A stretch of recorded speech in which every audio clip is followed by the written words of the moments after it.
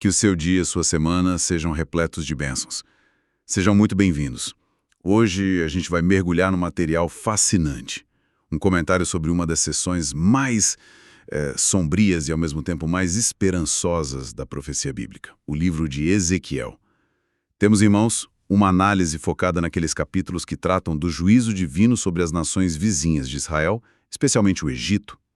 A nossa missão aqui é, atravessar o que parece ser um vale de condenação, de lamento, para entender se existe uma luz no fim do túnel. Vamos explorar por que a profecia assume a forma de um funeral, como ela ataca o orgulho humano e, por fim, como o livro faz uma virada de 180 graus, saindo da destruição para uma promessa de restauração total. Ok, vamos lá. A primeira coisa que me chama a atenção é que a profecia contra o Egito começa com uma ordem divina para que Ezequiel, o profeta, levante um lamento. Isso me parece muito contraintuitivo. Se uma nação está sendo julgada, a gente esperaria uma denúncia, uma condenação, mas um lamento, um choro. Isso diz algo bem profundo, né? É quase como se houvesse uma tristeza em ter que executar o juízo. Exatamente. Essa é uma das chaves para a gente entender o tom desses capítulos. O que é fascinante aqui é que o lamento não é uma expressão de raiva ou de celebração pela queda do inimigo. Pelo contrário, é um dever solene. O material de apoio que a gente tem indica que esse ato espelha o próprio sentimento divino. O profeta é chamado a chorar por aqueles que serão condenados, da mesma forma que, em outros contextos, o próprio Deus é descrito lamentando por Jerusalém. Não é que bom que eles vão cair, mas que pena que chegaram a este ponto. É um ato de obediência que revela o coração por trás do juízo. Nossa, isso muda completamente a perspectiva. Não é um juiz sádico, mas um que lamenta a necessidade da sentença. E essa sentença é direcionada primeiro ao líder, ao faraó. A imagem usada é potentíssima. Ele é chamado de monstro nos mares. Sim, e essa metáfora é cirúrgica. O monstro aqui provavelmente se refere ao crocodilo, o animal mais temido e poderoso do Nilo, que era o coração do Egito. O faraó se via assim, invencível no seu próprio domínio, a fonte de toda a vida e poder da nação. Ele chega a dizer, segundo a profecia, o meu rio é meu mesmo, eu o fiz para mim. É o auge da autossuficiência. Caramba! E a profecia então vira essa imagem de cabeça para baixo. Deus diz que vai colocar anzóis no queixo desse monstro e arrastá-lo para a terra seca, onde ele vai ser devorado. Ou seja, o poder que parecia absoluto só existe dentro de um contexto limitado e pode ser neutralizado. É o equivalente antigo de um CEO bilionário que olha para sua empresa e diz: eu construí isso sozinho, esquecendo todo o ecossistema, os funcionários, a economia. Perfeita analogia. E aí a profecia age como um acionista majoritário que aparece para lembrar quem é o verdadeiro dono do negócio. É uma humilhação total. Exato. E essa demonstração de força não era um espetáculo privado, sabe? O texto diz que essa queda causaria espanto e temor nos reis de outras nações. A mensagem ia se espalhar. Então era um efeito dominó, uma espécie de tiro de advertência para todos os outros líderes que se achavam invencíveis em seus próprios rios. Precisamente. O recado era: olhem o que aconteceu com o Egito, o mesmo pode acontecer com vocês. Isso mesmo. O juízo, neste contexto, serve como um lembrete universal sobre a transitoriedade do poder e a responsabilidade de quem o detém. Nenhum trono é eterno. E essa ideia não para por aí. Pelo que a fonte indica, a coisa escala bem rápido. Em questão de semanas, a profecia se expande do faraó para a nação inteira, o povo do Egito. E o tom fica ainda mais sombrio. Sim, a segunda profecia, 2 semanas depois, é um lamento por toda a multidão do Egito. A fonte descreve como um hino fúnebre, que expressa uma melancolia profunda. A ideia central aqui é mostrar que o Egito, essa superpotência cultural, militar, econômica, admirada e temida por todos, teria o mesmo destino de outras grandes nações que já tinham caído. Não havia tratamento especial. E aí que entra aquela lista impressionante de nações. O texto enumera Assíria, Elã, Meseque, Tubal, Edom. Nossa, parece um hall da fama dos impérios caídos. Por que trazer todos eles para o funeral do Egito? É exatamente essa a intenção. Se a gente conectar isso com o quadro geral, vemos que é uma ferramenta retórica poderosíssima. O texto está, na prática, dizendo ao Egito: vocês se acham únicos, especiais. Olhem ao redor no mundo dos mortos. A Síria, que aterrorizou o mundo, está aqui. Elam, com a sua cultura milenar, está aqui.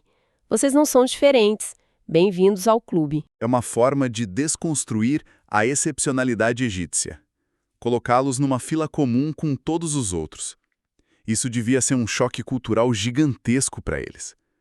Uma civilização inteira obcecada em vencer a morte, em garantir uma pós-vida gloriosa com pirâmides, mumificação.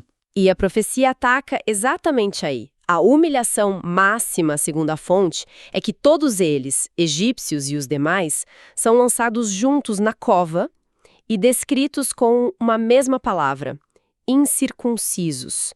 No contexto israelita, isso significava ser impuro, estar fora da aliança com Deus. A morte, então, é apresentada como grande nivelador.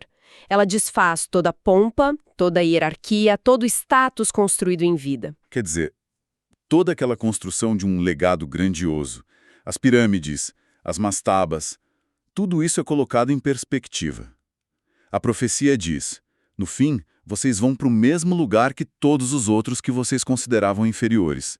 É um golpe direto no ego nacional deles. Exato. Toda a teologia e o esforço monumental egípcio para criar uma hierarquia na morte é desmantelado. A mensagem é que, perante o juízo final, a fama terrena perde seu valor. O texto aponta para um dia em que, como diz em outra parte da Bíblia, os mortos grandes e pequenos estarão juntos. O poderoso faraó e o soldado anônimo da Síria, lado a lado, na mesma condição. É uma imagem de igualdade absoluta e assustadora. É uma ideia bem sóbria. Faz a gente repensar muito do que a gente valoriza hoje, né? Fama, legado, status. É um texto pesado, mas que força uma perspectiva importante. Então, se a gente juntar as peças do fio condutor que conecta a queda do faraó, a humilhação do povo egípcio e essa lista de nações, é o orgulho, a arrogância. Esse é o tema central que une todos esses capítulos do 25 ao 32. O material que a gente analisou deixa claro que o alvo principal do juízo divino é a arrogância humana em suas mais variadas formas. E não é um orgulho superficial, certo? O material usa uma expressão forte. Diz que Deus vai penetrar até o mais profundo dos pecados humanos, que é aquele orgulho que se esconde no coração, sabe? Aquela voz que diz: eu sou autossuficiente. Exato. E isso levanta uma questão importante que o texto explora. Como esse orgulho se manifesta? Não é uma coisa só. A profecia dá exemplos concretos. No caso da cidade de Tiro, julgada em capítulos anteriores, era um orgulho que nascia da riqueza, do sucesso comercial, da sabedoria para os negócios. Eles se viam como centro do mundo porque eram economicamente poderosos. O orgulho do self-made man, do império construído com as próprias mãos. Perfeito. Já no caso do Egito, o orgulho tinha outra raiz. Vinha do poder militar, da cultura milenar, da estabilidade, da herança. Era o orgulho do poder estabelecido, da tradição, da sensação de superioridade cultural. A mensagem é clara. Não importa a forma que o orgulho assuma, seja o da conquista ou da herança, Deus vai se opor a ele. Então a profecia está, na verdade, atacando a mesma raiz do problema, mesmo que ela tenha galhos diferentes em cada nação. A lição desses capítulos tão pesados seria, no fim das contas, um convite radical à humildade. Sem dúvida. O estudo atento dessas passagens, segundo a fonte, deveria nos conduzir a uma postura de vida humilde, e não uma humildade falsa de fachada, que se manifesta só em palavras, mas uma humildade genuína que brota de um reconhecimento sincero da nossa dependência e da transitoriedade de tudo que a gente constrói. É uma transformação que começa de dentro para fora. Mas a história em Ezequiel não termina aqui, com esse funeral de nações. E ainda bem, porque seria um final desolador. A fonte que a gente tem indica uma virada fundamental na narrativa, uma mudança de tom assim drástica. Sim, e essa mudança é crucial para a gente não interpretar Ezequiel só como um livro de condenação. Existe um ponto de virada histórico e temático. As profecias que a gente acabou de discutir foram dadas antes da destruição final de Jerusalém. Mas a última parte do livro, a partir do capítulo 33, contém revelações que Ezequiel recebeu depois da queda da cidade em 586 a.C. O pior já aconteceu. A nação foi julgada, o templo destruído, o povo exilado, e é nesse momento de escuridão total que a mensagem se torna uma de esperança avassaladora. Uau, que virada! Depois de 32 capítulos de juízo, lamento, de repente o sol nasce. Mas que tipo de esperança é essa? É algo vago? Tipo, dias melhores virão?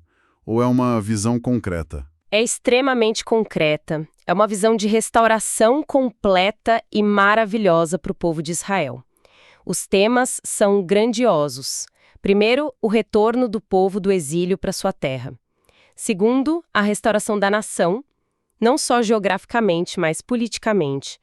E terceiro, talvez o mais importante, um reavivamento espiritual profundo, simbolizado pela famosa visão do vale de ossos secos que voltam a viver. A famosa visão que muitos conhecem. Mas não para por aí, certo? Não. A visão continua. Promete a eliminação final dos inimigos que oprimiram o povo e, o mais espetacular de tudo, descreve a construção de um templo novo, glorioso, e uma cidade de Jerusalém transformada, que se torna a morada da presença de Deus e o centro espiritual do mundo. Isso é muito mais do que só reconstruir a cidade. É uma reinicialização completa, espiritual, nacional. O material menciona que há uma estrutura clara nessa parte final. Sim, é muito bem organizado. Os capítulos 33 a 39 descrevem como essa restauração vai acontecer. São os mecanismos da salvação, a responsabilidade individual, a promessa de um novo pastor, a unificação da nação. É o processo. Já os capítulos 40 a 48 detalham o que será essa nova realidade. É a planta baixa do futuro, as medidas do novo templo, a nova organização da terra, o rio de vida que flui do santuário. É uma estrutura que vai do problema à solução. Que jornada! A gente começou com lamentos fúnebres sobre nações que se achavam o centro do universo. Passamos pela ideia chocante da morte como o grande nivelador, que expõe a futilidade do orgulho. E quando tudo parecia perdido, não só para as nações, mas para o próprio povo de Israel, a narrativa nos leva a uma visão de restauração e esperança divina que supera tudo que foi destruído. O material que a gente analisou nos mostra exatamente essa progressão, do juízo implacável sobre o orgulho para a restauração graciosa de Deus. E isso nos deixa com uma reflexão final que conecta as duas metades do livro, né? Será que a verdadeira esperança, a restauração genuína, só se torna possível depois que as estruturas do nosso próprio orgulho, seja pessoal, cultural ou nacional, são confrontadas e desmanteladas? Uma reflexão profunda para encerrar nossa análise. Que Deus abençoe todos os ouvintes.